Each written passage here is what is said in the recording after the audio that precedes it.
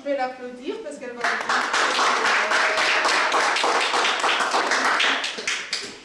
Donc je ne sais pas, la caméra c'est bon, le son c'est bon. Allez, top. Vous n'avez pas besoin de micro, hein? Vous nous entendez? La caméra, ils disent que c'est bon. Parce que c'est le son de la salle. Ok. On va prendre le micro.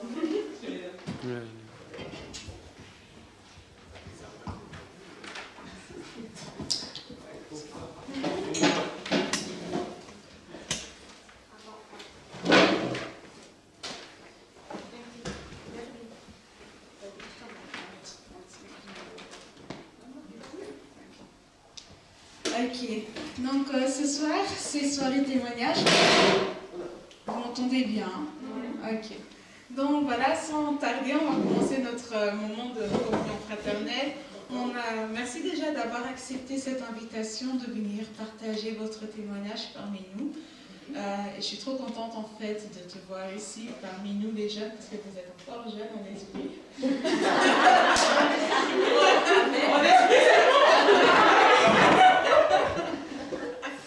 Donc voilà, sentez-vous libre, on est entre nous. Oui. Ok, c'est filmé, mais ceux qui en fait ont accès à la vidéo, ce sont les jeunes qui ne sont pas ici aujourd'hui à cause du blocus, etc. Donc c'est les jeunes qui ont déjà reçu le lien. Donc c'est pas tout le monde qui a accès à cette vidéo, comme ça vous sachez aussi. Oui. Et voilà, donc sentez-vous vraiment libre entre nous, les jeunes de l'église, donc sont pas vraiment libres. Ok. Voilà. Donc, avant de commencer, je connais déjà ton prénom, mais peut-être les autres ne connaissent pas encore votre prénom. C'est quoi votre prénom? Oui, Martha. Martha. Ok, il faudra un peu parler plus fort pour la caméra. Oui. Ouais, ok. Non, c'est la sœur Martha. Oui. Comme vous êtes devant, vous pouvez enlever vos masques, je pense. Hein. Ouais, vous préférez? Normalement, oui. Ok. C'est vrai que c'est... On peut lever nos masques, vu qu'on est devant, on a un peu de distance avec les autres. Voilà. Donc là, vous voyez le jeune visage de sœur Martha. Ok. Donc ça fait combien de temps que vous êtes ici dans cette église locale? C'est-à-dire que j'ai été à plusieurs reprises. Hein, oui. Parce qu'au départ, quand je suis venue en Belgique, je n'étais pas dans cette église. Puis... Par la suite, je suis partie... Enfin, ouais, c'est toute une histoire, parce que, au fait, je viens d'abord d'Afrique. Oui. J'ai été adoptée par des missionnaires qui étaient donc en Belgique, au Rwanda. Et je suis revenue donc avec eux quand j'avais 6 ans. Ok, 6 ans. Bon, ben, j'ai dû... Quelle année? Pardon? Quelle année?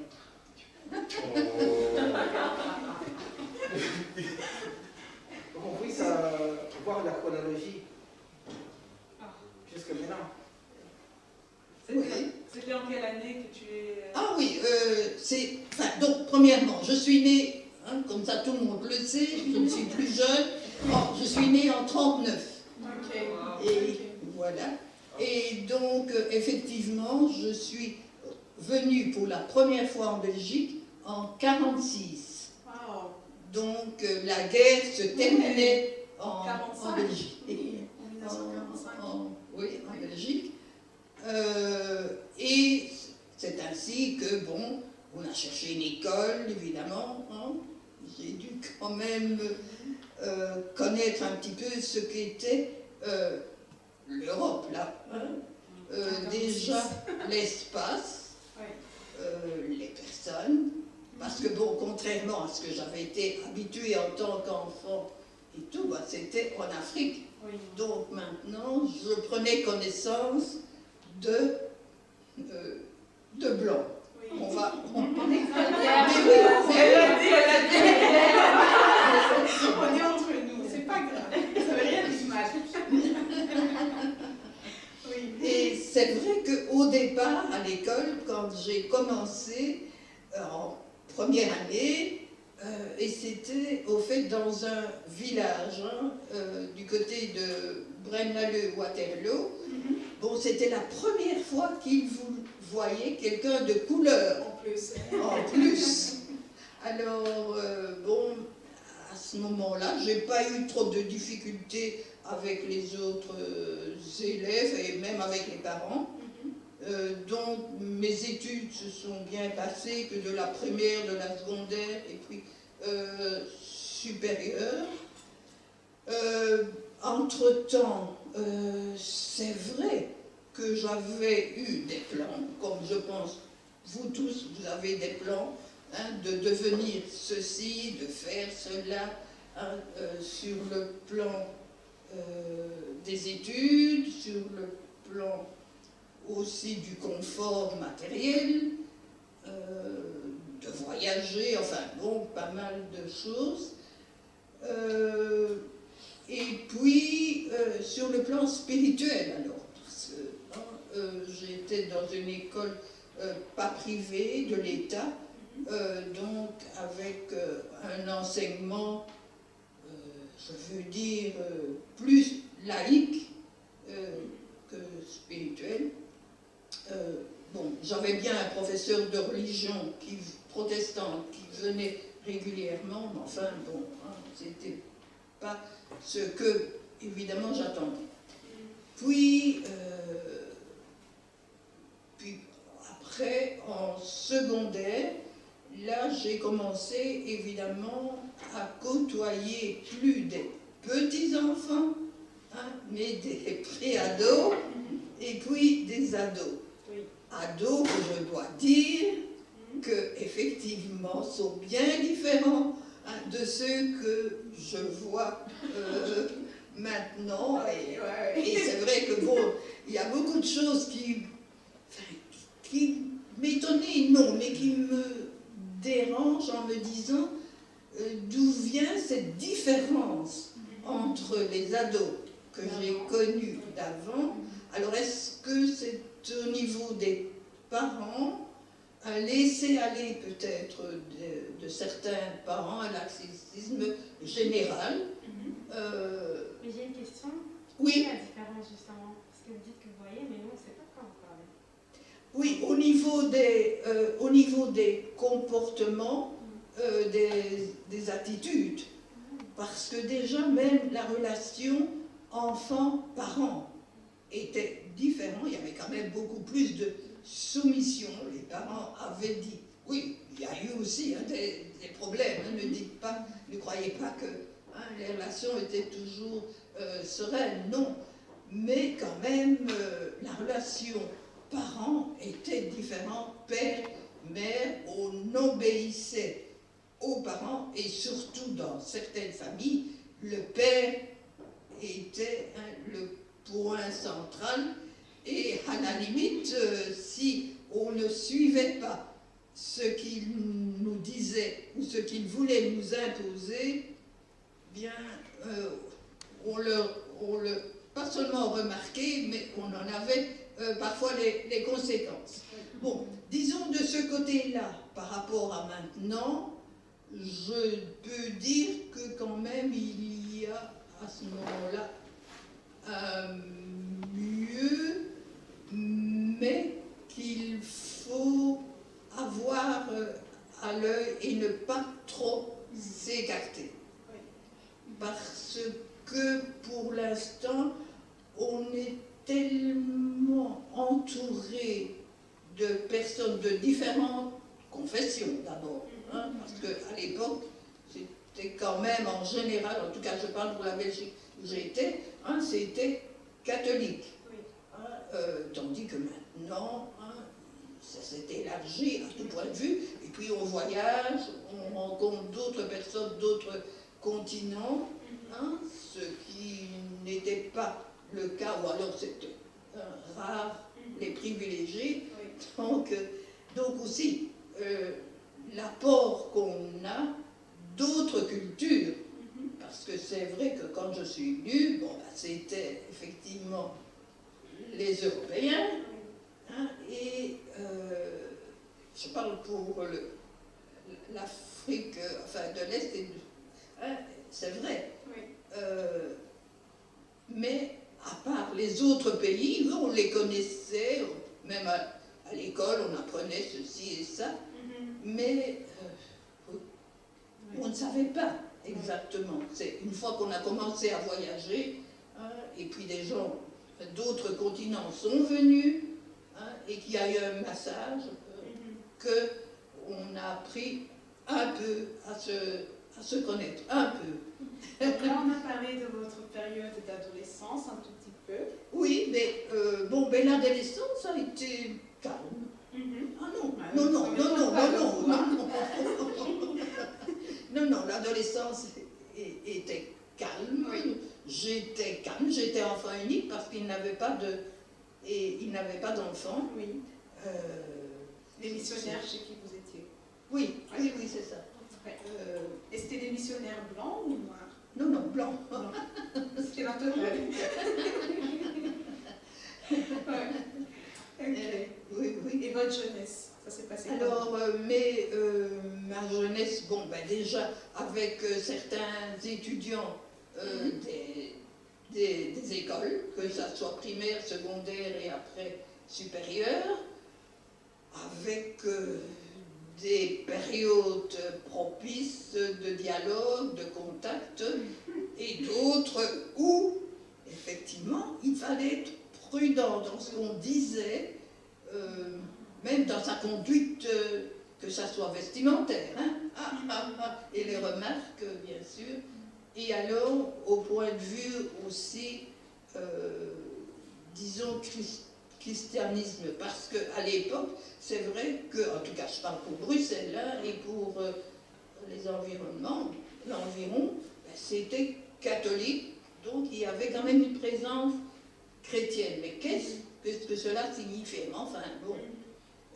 Et puis, au fur et à mesure, il y a d'autres théories qui sont venues, d'autres religions qui se sont implantées,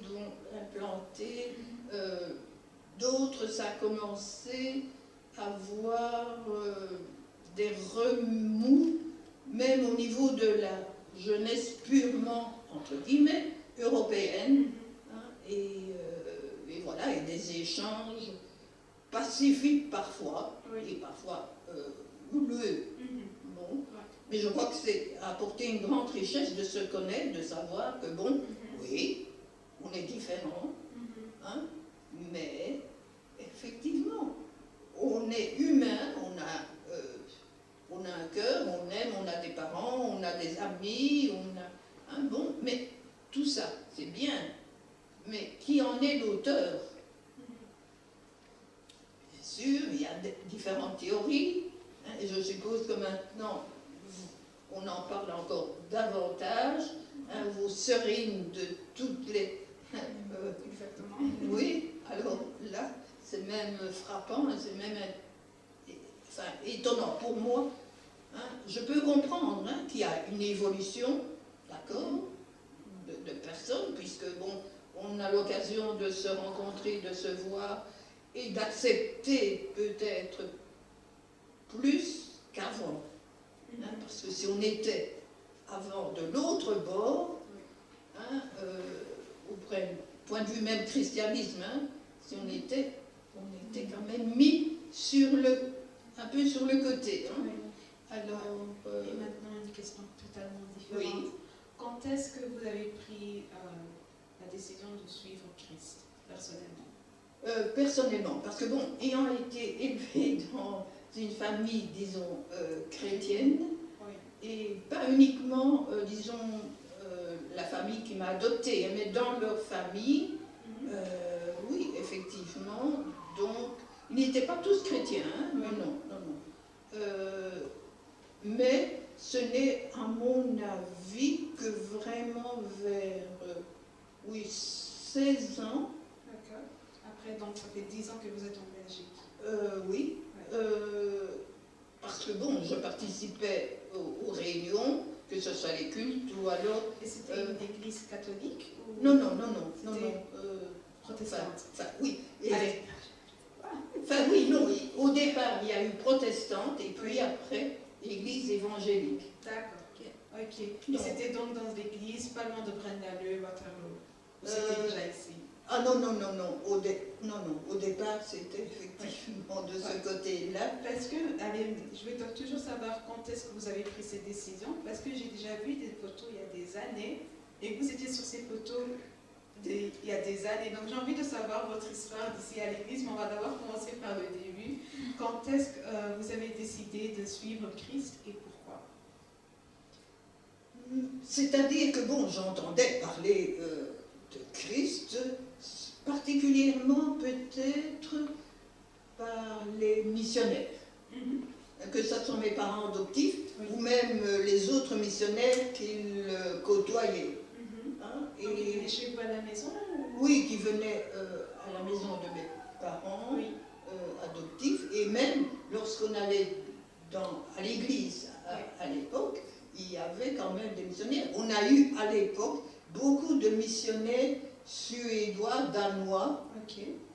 Alors, effectivement, c'était autre chose, Oui, oui, oui. surtout au niveau des évangéliques. D'accord. Parce que Et c'était quoi la différence? c'est au niveau... Ça devient un peu dangereux d'expliquer. Sentez-vous libre. Si vous ne voulez pas le dire, il n'y a pas de souci. C'est-à-dire au niveau de la liberté de la parole, de ce que était Dieu, que ce soit les non-évangéliques, la manière aussi, pour eux, Dieu, oui, il existe, oui. Oui, il existe, bien sûr. Quand on voit la nature, quand on voit ce qui est formidable, oui. D'accord. Mais sur le plan personnel et que cette religion nous donne, nous apprend, oui, de beaux préceptes, de belles paroles, oui. Et après, notre âme, où en est-elle? Et comment réagissons-nous lors des problèmes, des difficultés? Parce que, bon, on ne peut pas dire que la vie est rose. C'est vrai que quand on est jeune, c'est magnifique, oh oui, on a 20 ans, on va faire ceci, on va penser à travailler, à étudier, aller à l'école, montrer qu'on est capable, plus que l'autre, plus que son voisin, et alors sur la maturité aussi intellectuelle, puis sur le bien-être matériel, parce que ça aussi petit à petit ça commençait à monter. Si vous n'apparteniez pas à tel groupe au point de vue social, vous commenciez aussi à être un petit peu écarté. Ça j'ai connu. Je n'ai pas eu de grosses difficultés parce que peut-être, mes parents d'un côté, enfin ceux qui m'ont adopté, ils connaissaient beaucoup de monde, et puis dans la famille était élargie, c'est vrai qu'il y avait des gens qui avaient fait des études particulières et qui aimaient savoir, connaître et aller ailleurs. Essayer de voir que ce que l'on disait, par exemple, je vais dire de l'Afrique, parce que, oui, mais est-ce réel? Parce que on décrit toujours, je vais employer les thèmes, je sais, je ne les aime pas, mais bon, noirs, ils sont ceci, ils sont ça. Et c'est vrai que là, même malheureusement, je le dis, que j'ai été étonnée même des paroles dans ce sens de certains missionnaires par rapport au rapport qu'ils avaient avec leur sujet, enfin là où ils étaient, même un peu méprisant, ne pas essayer de comprendre pourquoi donc ces gens réagissaient comme ça. Ils voulaient imposer directement leurs pensées, leur manière de vie, leur manière... Donc ça m'a personnellement choquée. Et je me dis, peut-être que c'est peut-être le fait aussi j'ai vécu aussi avec, oui, des missionnaires et des non-missionnaires, j'ai eu la différence, mais que lorsque je suis retournée en Afrique, hein, parce que je ne suis pas restée, en Belgique, c'est en Belgique que j'ai connu la personne qui allait devenir mon mari. Romantique. On avance. Ouais. Là, ça devient intéressant. C'était déjà intéressant. Mais là, ça touche quelque chose. Ok. Oui, parce qu'au début, c'était vrai. Oui. Est-ce que j'allais me marier avec, excusez, un blanc, puisque, bon, il y avait quand même peu, hein. Ce n'est qu'en 58 où il y a eu quand même plus d'entrées de personnes étrangères, et notamment africaines, puisque bon, il y avait le Congo qui était... On est là, on ne montre pas l'histoire. Oui. Oui. Et puis, disons qu'à ce moment-là, je me suis dit, c'est très bien, les missionnaires, c'est très bien. Ceux de différents pays, hein, parce qu'il y avait des différences entre les Nordiques et les Américains. Hein. Ça, c'est clair. Ouais, il n'y a pas photo. Alors, dans tout ça, je me disais, mais Dieu là-dedans, comment se manifeste-t-il? Qu'est-il pour vous? Enfin oui, pour soi, pour toi. Que fait-il? Que peut-il faire? Est-ce que c'est vrai que, bon, oui, hein, il a donné son fils, oui, le fils qui s'est donné pour nous et tout son sang, enfin, tout ça c'est bien. Mais dans la réalité, quand on a de gros problèmes, que doit-on faire à ce moment-là? C'est vrai que c'est bien de s'interroger, d'essayer de comprendre s'il y a une faute de notre part ou si effectivement une autrospection, c'est quand même, oui, nécessaire, mais il ne faut pas trop exagérer, parce que sinon ça vous pousse vers un puits. Et qui est difficile alors à ce moment-là d'en sortir. Et puis, donc, quand j'ai connu la personne qui allait devenir mon fiancé, parce que bon, là, à ce moment-là, c'était aussi strict au niveau des relations fiancées. Hein. Ce n'est pas comme maintenant où, effectivement, à peine qu'on se connaît, hein, on sort, on se... enfin, bon. Bon, donc lui faisait des études à l'ULB. D'accord. Il n'était pas sur le plan spirituel dans la même église qu'au départ, hein, dans la même église que moi. Et donc, après quelque temps, bon, oui, il m'a joint effectivement dans les églises évangéliques. Oui. Et puis, petit à petit, et après, on s'est mariés. Oui. Lui a terminé ses études. Et donc, je suis à ce moment-là, que fallait-il faire? Est-ce qu'il allait rester en Belgique, ou en Europe, ou retourner dans son pays? C'est pas son pays. Le Burundi. Ok. Alors, moi je venais du Rwanda. Oui. Mais bon, alors, parce que sa famille était, au Burundi. Donc, oui, bon, pour finir, effectivement, je l'ai accompagné, je ne suis pas restée en Belgique, bon. Et alors, donc en Belgique, j'avais déjà une fille qui est Christine, que peut-être toi tu connais et qui habite maintenant aux États-Unis. Bon, et alors au Burundi, j'ai eu 2 autres enfants. Et puis bon, malheureusement, avec les événements qui se sont produits, oui, malheureux, en 72, bon je l'ai perdu, il a été tué. Donc voilà. Mais à ce moment-là, que faire. Hein, j'avais quand même 3 enfants à ce moment-là. Hein, Vous aviez quel âge? bon, à l'époque, j'avais 33 ans. Alors, d'accord. Mais bon, j'étais dans un pays, moi j'étais belge, donc je pouvais garder la nationalité belge, mais mes enfants avaient la nationalité du père. Mais je ne pouvais pas sortir avec des enfants étrangers en Belgique. Donc, enfin, alors il y a eu un tas de complications, de brasserie, enfin bon, ça.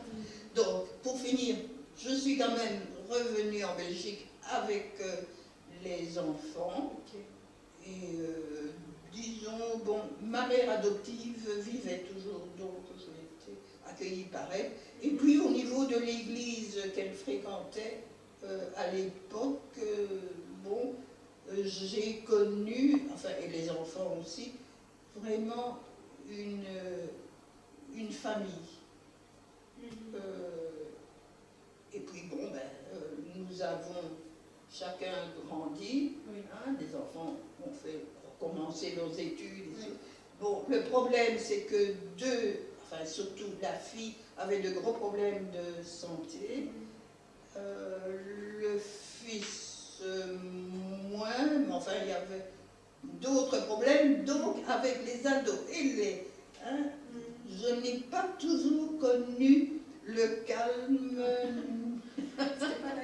ni le sourire tout le temps, et des questions, hein, j'en ai bien posé, et même au Seigneur, hein, aussi, en disant quoi, qu'est-ce, hein, et puis bon, en réfléchissant, en voyant, et en parlant avec les enfants.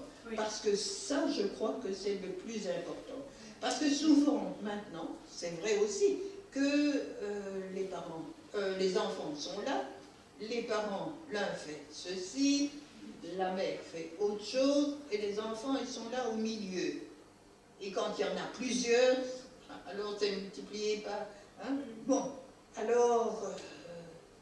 mais les enfants, pour finir, ne savent pas à qui ils peuvent parler de ce qu'ils ressentent, du malaise, du bonheur pour certains, parce que bon, il ne faut pas voir tout en noir, mais ils n'ont pas de répondant. Les parents sont là, mais les parents sont occupés. Hein? Alors ils n'ont pas le temps d'écouter. Alors on va chez qui? Chez le voisin ou chez n'importe quelle personne qui marque de la bienveillance envers l'enfant ou le jeune. Et petit à petit, d'autres idées s'introduisent dans la tête du jeune, et d'autres pensées et qui ne sont pas tout à fait positives. D'accord. Et si les parents, à ce moment-là, se retirent en disant « Oh, quand même, j'ai des difficultés, il ne m'écoute pas, ceci me fait qu'à sa tête, eh bien,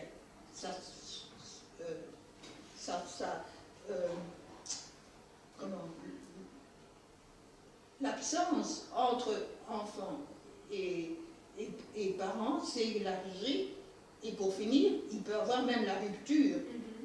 Et alors, que devient l'enfant qui même, peut-être au départ, a connu une approche au niveau Dieu, et qui même était prête aussi à se donner et à accepter.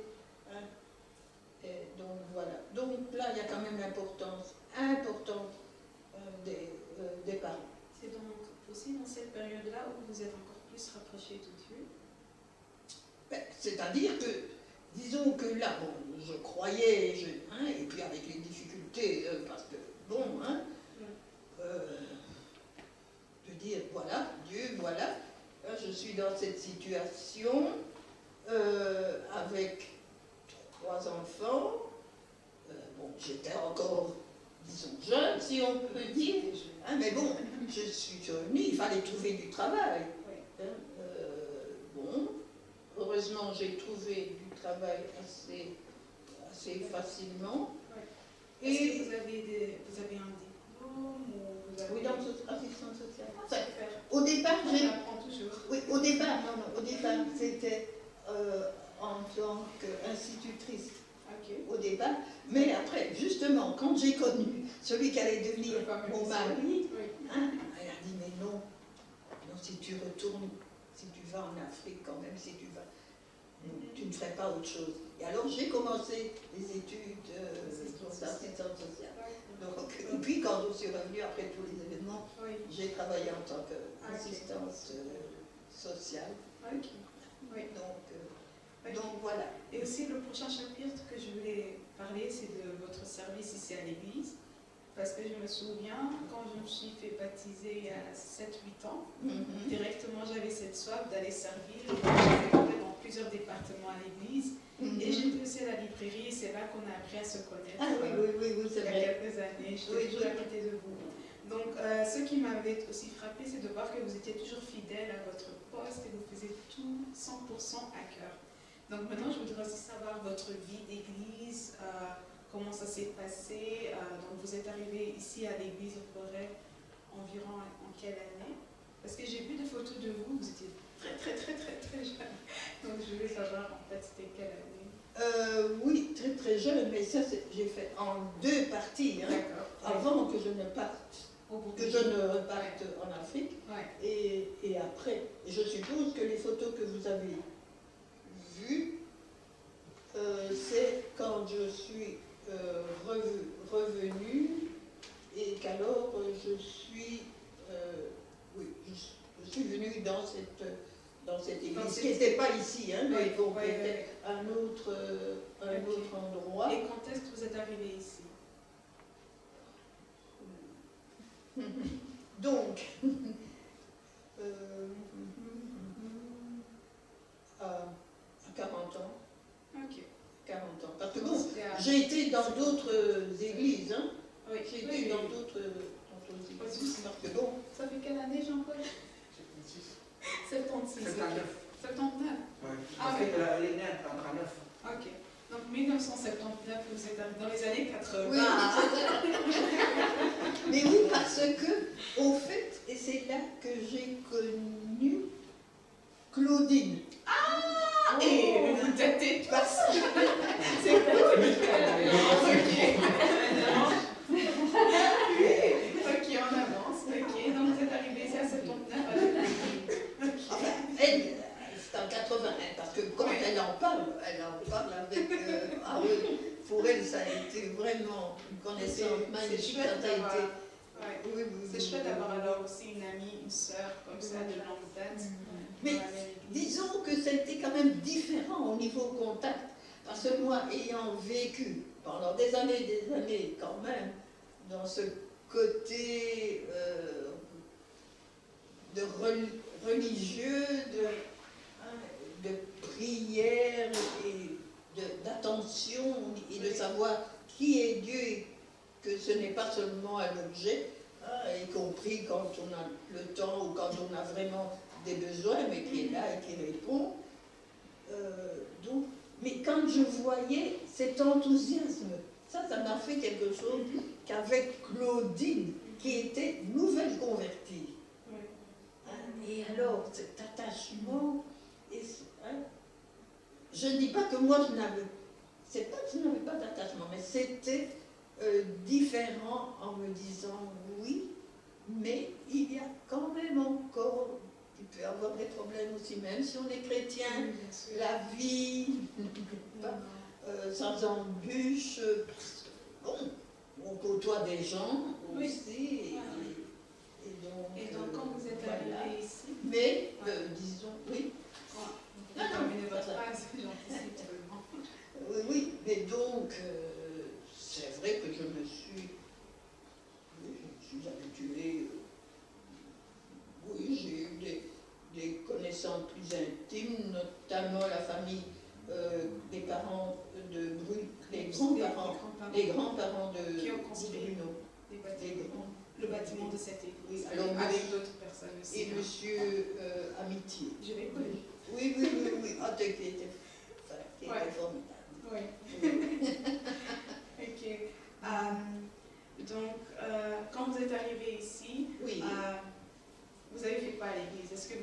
venu au début, vous avez regardé un peu comment ça se passait ou vous êtes directement mis dans un service et vous avez commencé à aider où il y avait besoin? Oui, non, j'ai d'abord, non, attends, voir, quoi?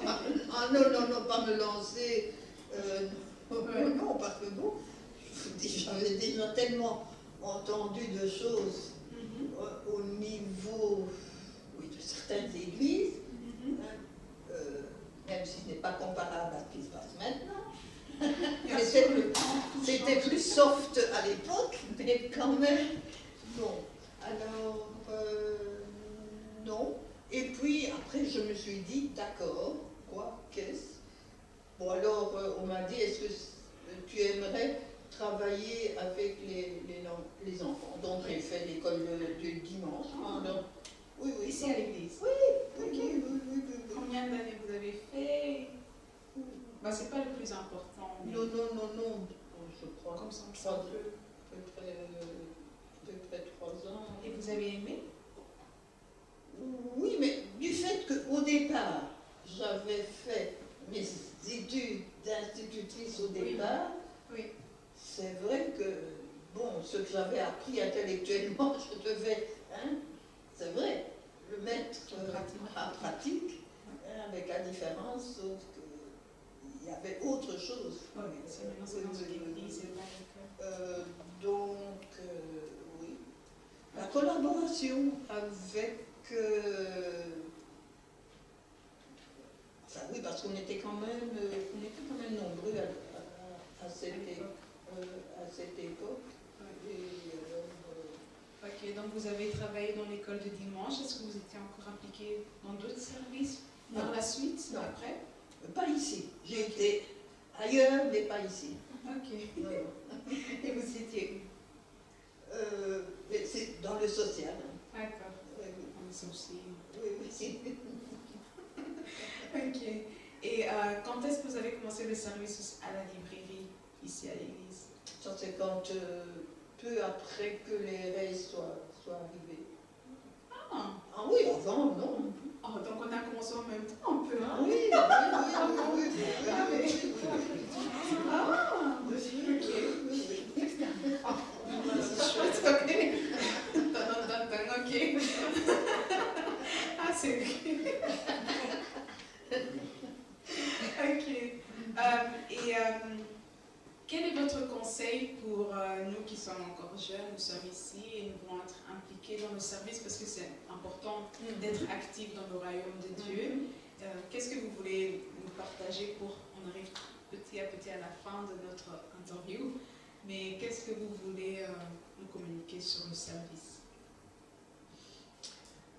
De ne pas se lancer comme ça l'aveuglette. De bien se dire, tiens, oui, ça me plaît. Oui, je pourrais bien faire ceci. Oui, mais est-ce que réellement j'ai les aptitudes? Bon, il faut quand même, pour certaines choses, cette aptitude intellectuelle et même. Mais est-ce que réellement, ou bien c'est pour faire comme les autres, pour être reconnu dans l'église où je suis, en disant, oh bien, elle travaille bien, elle s'occupe de... Non, il faut qu'on ait une conviction profonde, réelle. Parce que bon, il y a des problèmes aussi, hein, même. Donc voilà. D'accord. Merci beaucoup. Maintenant, voilà. Je ne sais pas si vous avez d'autres questions ou bien... J'ai une question. Oui. Quel conseil donnez-vous à un jeune en fait? Donc par rapport à la vie en général. Quel conseil? Oui, je dis. Oui. Alors, Aimé demande le conseil de vie pour un jeune. Mais pour un jeune qui déjà a une position dans la vie,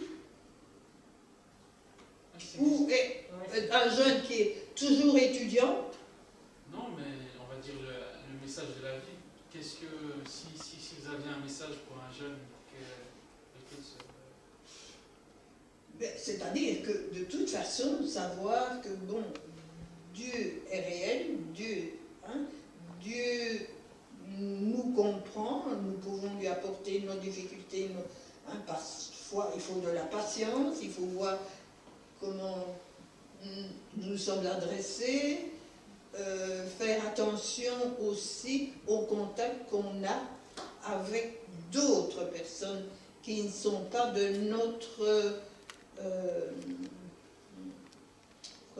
notre entourage réel, de ne pas vouloir faire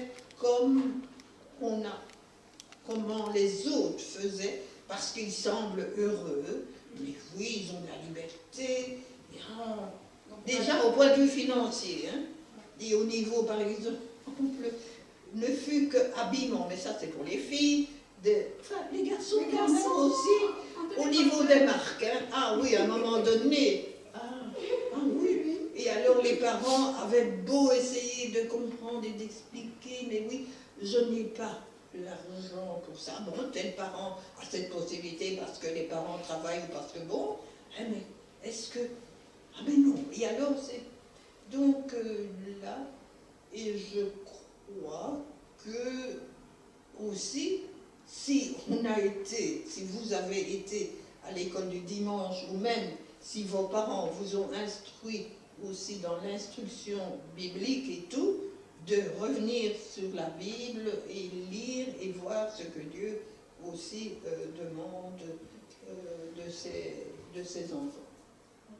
Voilà, je ne sais pas si j'ai encore quelque chose d'autre. Est-ce qu'il y a encore une... Mais c'est pas facile, hein. Je dois dire, ce n'est pas facile. Il y a des moments où vous avez perdu la foi dans votre vie? Non, perdre la foi, non. Mais me poser quand même des questions, hein, parce que je vous dis, bon, déjà, d'abord, au départ, c'est vrai qu'on peut dire que le Seigneur est bon et il m'a gardé, parce que ma mère est décédée quand je suis née, donc je n'ai pas connu ma mère, Oui. et c'est comme ça que mon père, a été m'apporter à la mission protestante qu'il y avait à l'époque. Oui. On a eu des contacts, hein, mais après, bon, j'ai perdu de vue. Donc, là, j'étais bien entourée, donc, hein, mais après le décès de mon mari, quand même, je me suis dit, pourquoi ceci Et puis, bon, je n'ai pas eu de réponse immédiate. Et jusqu'à maintenant, je dis, ben oui, il y a d'autres problèmes qui viennent à mon idée et qui... voilà. Je me dis personnellement, j'ai pu quand même me débrouiller, j'ai pu avancer, mais c'est vrai, de découragement, je dirais. Perdre la foi. J'avais de bonnes assises, hein, parce que si on n'a pas de bonnes assises en tout, hein, même pour les études aussi, hein, bon, alors, donc non, mais du découragement. Et ça, l'ennemi est un parfait instituteur là-dedans pour... ça, il faut faire attention. Et les gens que l'on fréquente. Oui, d'accord. Et alors, malgré tout, avoir de contact, si c'est possible, de bons contacts avec les parents, et avec, si vous êtes dans une église, avec bon, les dirigeants, le pasteur et les dirigeants, et ne pas avoir peur de poser des questions, ils sont là quand même pour répondre, hein, et si eux-mêmes ne peuvent pas, ne savent pas répondre, bien ensemble, de regarder, d'essayer d'aller plus loin et de voir. Ah non, il ne faut pas rester sans réponse comme ça, parce que sinon, hein, lui va vous amener quelqu'un d'autre qui aura au niveau de théorie. Oui, d'accord. Ça, c'est un conseil pratique. Merci d'avoir été honnête. Une question. Oui. Je peux imaginer que vous avez aussi des temps difficiles dans votre vie. Oui. Et je me demande, est-ce qu'il y a une verse ou peut-être une chant qui a porté vous pendant ce temps difficile? Est-ce que... Donc, durant les moments difficiles, peut-être Oui, oui, que oui. vous avez compris. Oui, oui. Ok. Mais c'est-à-dire que sur le, Gewoon ergens in het hele leven. au niveau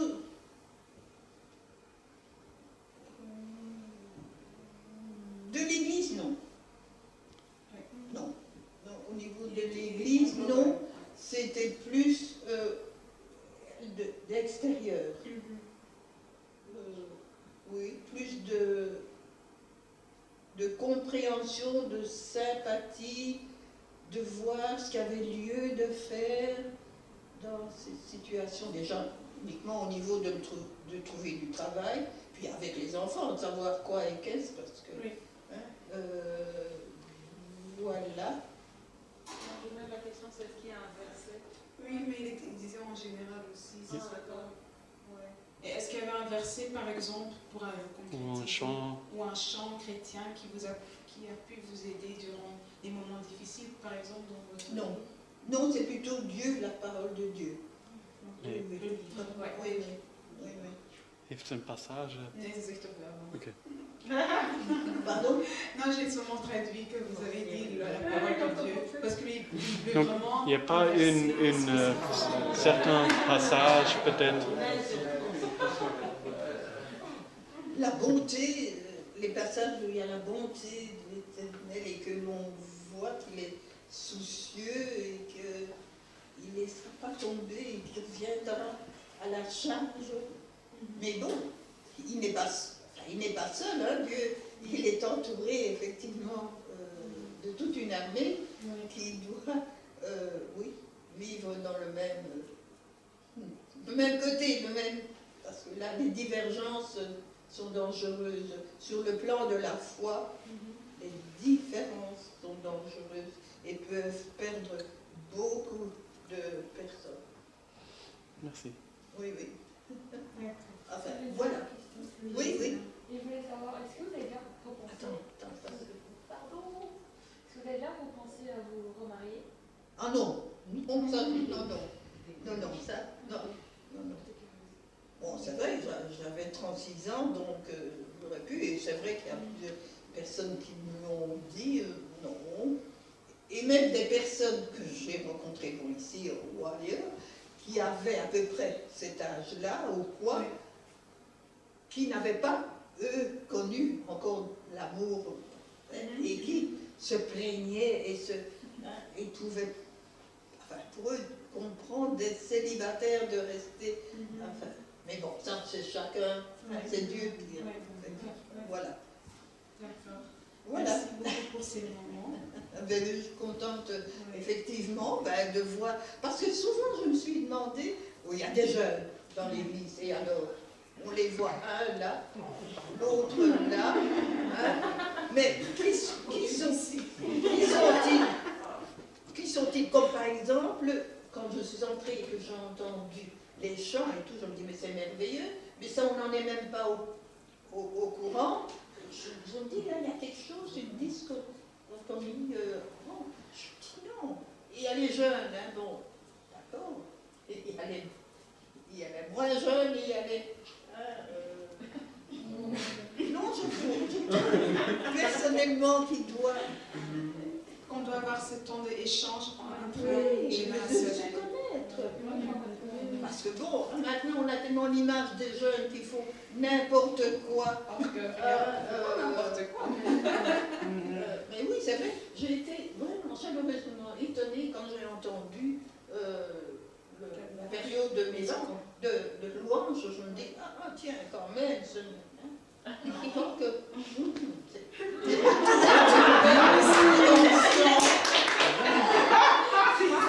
Et le dimanche, on est là, on chante. Ah, oui, chacun sa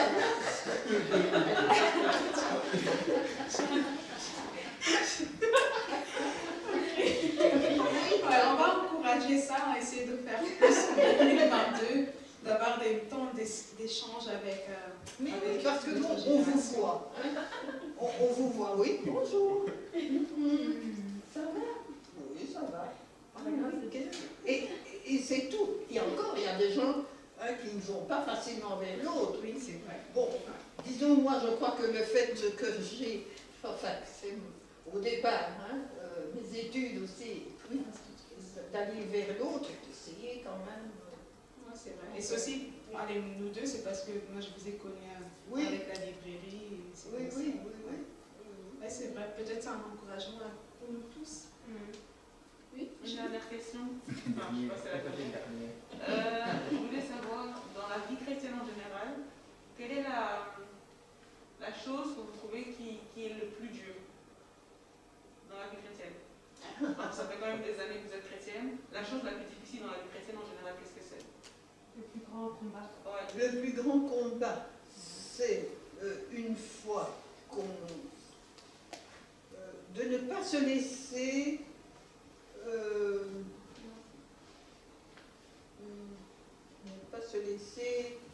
par d'autres personnes, par d'autres, même chrétiennes.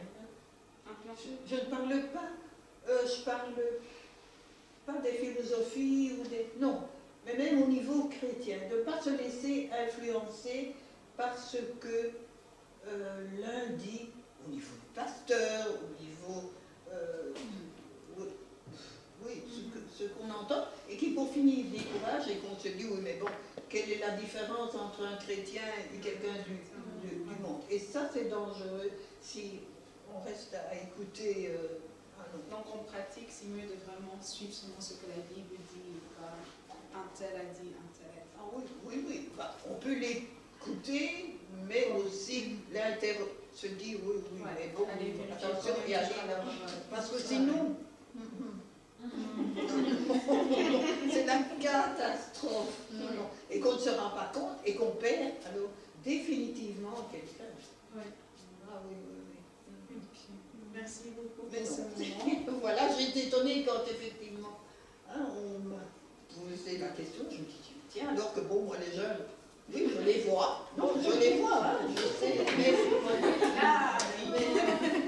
Mais voilà, enfin maintenant je vois que quand même ils existent et qu'ils peuvent faire quand même autre chose. Partager aussi au groupe d'aînés qu'on est là, on fait des choses. Oui, voilà. Non, c'est chouette. Merci beaucoup pour ces moments. Je vais laisser la parole à Jean-Paul. Et on peut applaudir.